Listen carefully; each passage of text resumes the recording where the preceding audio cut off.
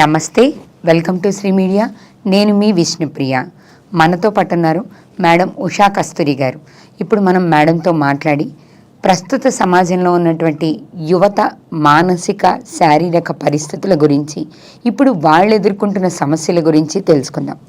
నమస్తే మేడం. ఈ party culture, pub culture ఇక్కడితో ఆగిపోయింది అంటారా మేడం?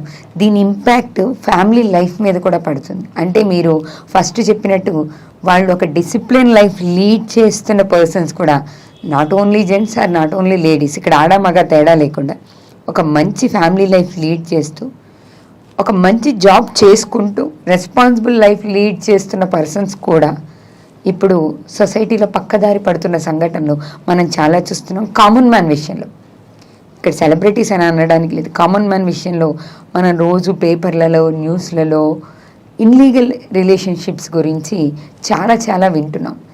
ఇది ఇంతకు ముందు కంటే సమాజంలో బాగా పెరిగిపోయింది అని చెప్పడానికి ఒక రకంగా బాధపడే విషయం.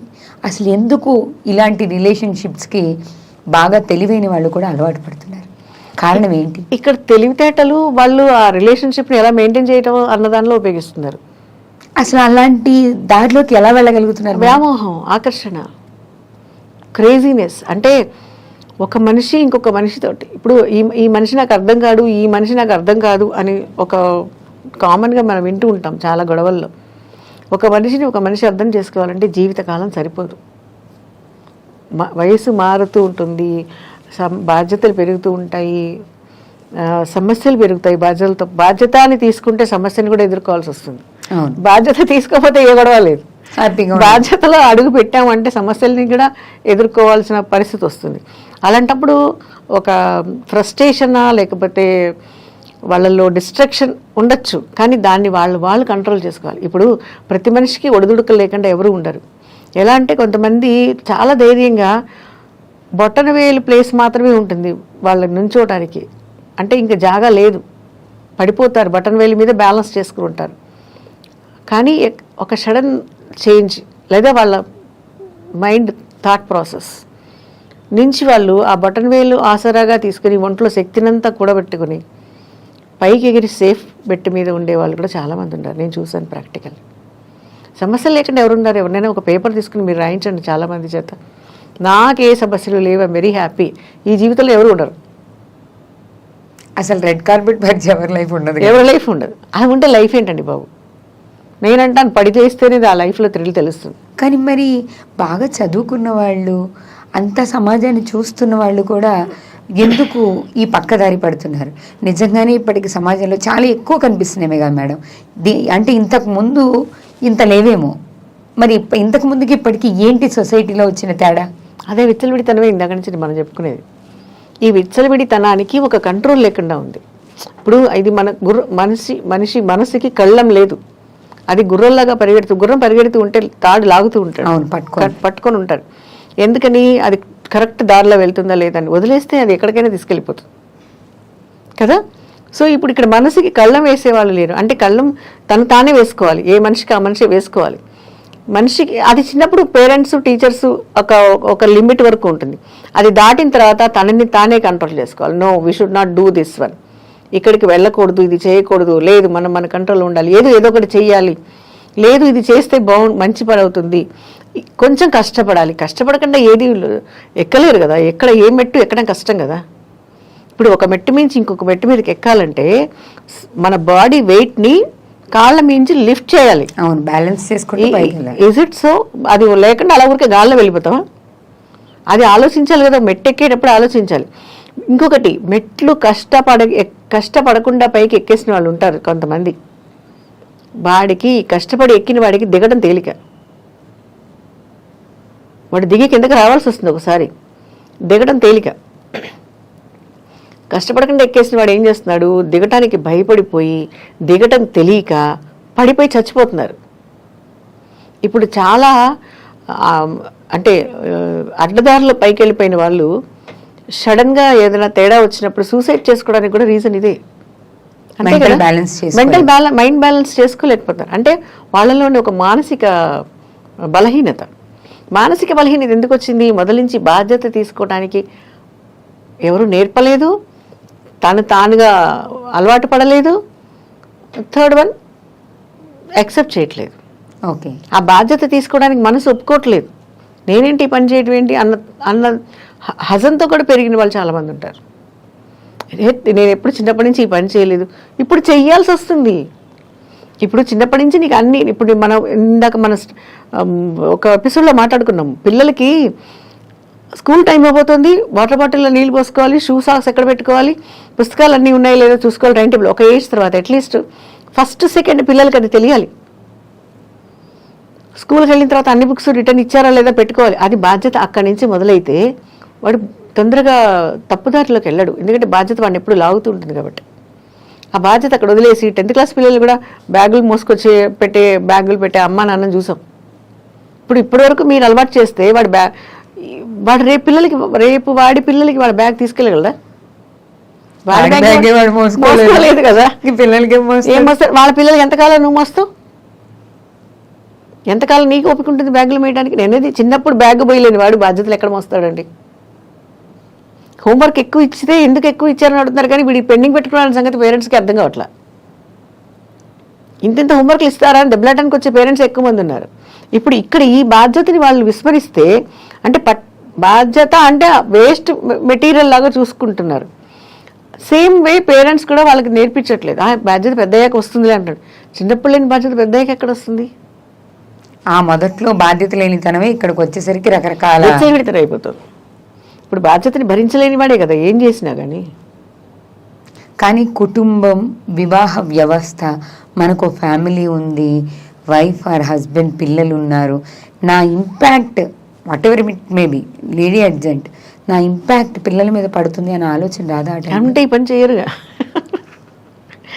అది అంటూ ఉంటే అదే కదా క్షణికావేశం అంటారు. ఇప్పుడు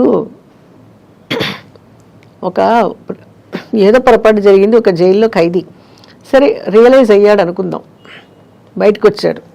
బయటకు వచ్చిన తర్వాత సమాజం వాడిని పదే అది వేలెత్తి చూపించకూడదు. ఓకే వీడు బాగుపడ్డాడేమో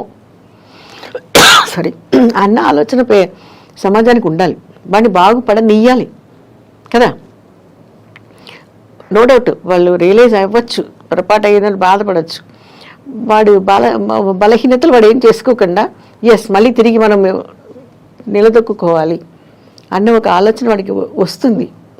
చాలామందికి రావచ్చు, కానీ వచ్చిన వాళ్ళని సమాజం ఒప్పుకోనీరు. పదే గుచ్చి చూపిస్తూనే ఉంటుంది. మొన్నే జైలు నుంచి వచ్చాడు, ఉద్యోగాలు తొందరగా ఇవ్వరు వాళ్ళకి, ఏం చేసి బతుకుతాడు? మళ్ళీ చివరికి వాడికి అదే బాగుంది అనిపిస్తుంది, ఇదే బెటరు. అప్పుడు నన్ను చూసి భయపడేవాళ్ళు ఇప్పుడు నన్నేమో బ్లేమ్ చేస్తున్నారు. ఇప్పుడు మళ్ళీ ఏదో 2-3 దొంగతనాలు చేసేసి పట్టుబడ్డప్పుడు వెళ్ళిపోయి మళ్ళీ అక్కడ వాళ్ళు అన్నం పెడతారని థాట్లో ఉంటాడు వాడు.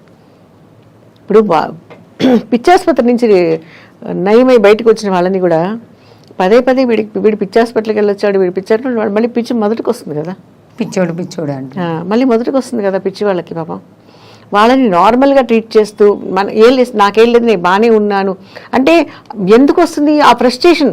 ఒక మనిషిగా వాళ్ళని యాక్సెప్ట్ చేయనప్పుడే కదా వాళ్ళకి మళ్ళీ వెనక్కి వెళ్ళిపోయే పరిస్థితి. ఇప్పుడు వీళ్ళకి మెంటల్ బ్యాలెన్స్ తప్పినా వాడి దారి తప్పి వెళ్ళిపోయిన ఈ రెండు క్యారెక్టర్స్ కూడా సమాజం వాళ్ళని సరైన మార్గాల్లో చూడకపోవటమే కదా.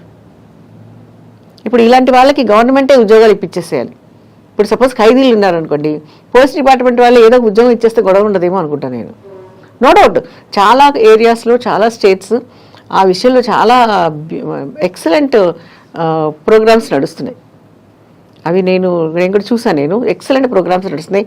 వాళ్ళని మైండ్ సెట్ వాళ్ళని మోటివేషన్ చేసి వాళ్ళు ముందుకు వెళ్ళేలాగా ఉన్నారు. వాళ్ళైనా బాగుపడతారేమో, కానీ ఇప్పుడు మీరు అడిగిన ఇల్లీగల్ కాంటాక్ట్స్కి వెళ్ళిపోయే వాళ్ళు ఉన్నారు చూడండి, ఎక్స్ట్రా అఫేర్స్ పెట్టుకునే వాళ్ళు ఉన్నారు చూడండి, వాళ్ళని బాగు చేయటం మాత్రం ఎవరి వల్ల కాదు. వాళ్ళకున్న పిచ్చి, వాళ్ళకున్న ఆకర్షణ, వాళ్ళని ఎవరు ఏం చేయలేరు. వాళ్ళ పిల్లల మీద వాళ్ళ పిల్లల భవిష్యత్తు, ఇప్పుడు ఆ పిల్లల మీద ఒక మచ్చ ఉండిపోతుంది. లేదా ఇక్కడ అమ్మో నాన్నో చేసిన తప్పుకి ఆ పిల్లలకి ఆ ఇద్దరి మీద, ఆ రెండు క్యారెక్టర్స్ మీద, అంటే వాళ్ళే కాదు ఈ దేశంలో ఉండే ఏ అమ్మా నాన్న మీద కూడా నమ్మకం లేకుండా పోతుంది. అందరూ అలానే ఉంటారు. అంటే వాళ్ళకి అదే అనిపిస్తుంది. ఎందుకంటే అది అటు ఇటు కానీ వయసు. నేను ప్రాక్టికల్లీ చూశాను ఒక పిల్లాన్ని, వాడికి అసలు లేడీస్ అంటే రెస్పెక్ట్ అయిపోయింది. ఎందుకంటే వాళ్ళమ్మ పక్కింటి వాళ్ళతో వెళ్ళిపోయింది. సాక్షాత్ మా స్టూడెంటే. అబ్బాయి బతుకుతాడా చచ్చిపోతాడా భయం వేసింది, అలా బెంగపెట్టిపోయి వాళ్ళ అమ్మ మీద తెలుసా. వాడు అన్నం తిని బతికుంటే చాలా అనిపించే లెవెల్కి వెళ్ళిపోయాడు అబ్బాయి. నిజంగా ఎంత బాధాకరమైన విషయం. వాడు ఒక 4వ క్లాస్ అబ్బాయి. ప్రాక్టికల్లీ చూశానండి నేను ఇది. ఇప్పుడు ఇలాంటి నిర్ణయం ఆ తల్లికి 2 పిల్లల్ని పెట్టుకుని ఎలా వెళ్ళిపోగలిగింది? వీళ్ళే కదా రేపొద్దున సమాజంలో, ఈ పిల్లలే కదా సమాజంలో రకరకాలుగా విధ్వంసాలు, అంటే వాళ్ళ మైండ్ సెట్ ఎట్లా మారుతుంది. వాడు ఎలా మారిపోయినా ఆశ్చర్యపోవాల్సిన అవసరం లేదు కదా.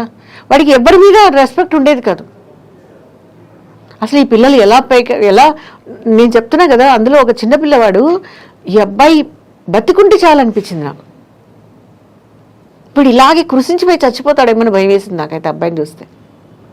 ఒక రకమైన ద్వేషం వచ్చింది వాడికి. అసలు వాడికి దేశం పెంచుకోవడం కాదు, వాడికి లేని లోటే వాడికి తెలుస్తుంది. ఇంకా వాడి దేశం గురించి ఆలోచించే వయసులోకి రాలేదు. ఇంకొంచెం పెద్దవాడు అయ్యాడు అనుకోండి, వాడికి సమాజం మీదే కసి. వాడు ఏమైపోయినా ఆశ్చర్యపోవాల్సిన అవసరం లేదు. ఇప్పుడు ఇది మనం చూసిన 1-2 ప్రాక్టికల్స్ ఉన్నాయి, మనకి తెలియనివి ఎన్ని ఉన్నాయో ఇలాంటివి. ఇది నేను ప్రాక్టికల్, నాకు అబ్బాయి ఎప్పుడు తలుచుకుని నాకు చాలా బాధేస్తుంది. ఈ ఆకర్షణలకి లొంగడానికి ముందు కుటుంబ వ్యవస్థ, వాళ్ళకి పిల్లలు ఉంటే వాళ్ళ పిల్లల పరిస్థితులు, వాళ్ళ భవిష్యత్తు, వీటి గురించి అయితే ముందు అసలు ఆలోచించాలి. చేస్తే ఇవన్నీ చేస్తే చేయరు ఈ పనులన్నీ. అదే ఆలోచించడం జరిగితే ఇలాంటి పనులు చేయరు కదండి వాళ్ళు. ఎందుకు అదేదో గ్రహపాటు పొరపాటు ఉంటుంది. పొరపాటు కాదు, గ్రహపాటు కాదు. అది వాళ్ళ మనసుని వాళ్ళు కంట్రోల్ చేసుకోలేకపోవటం.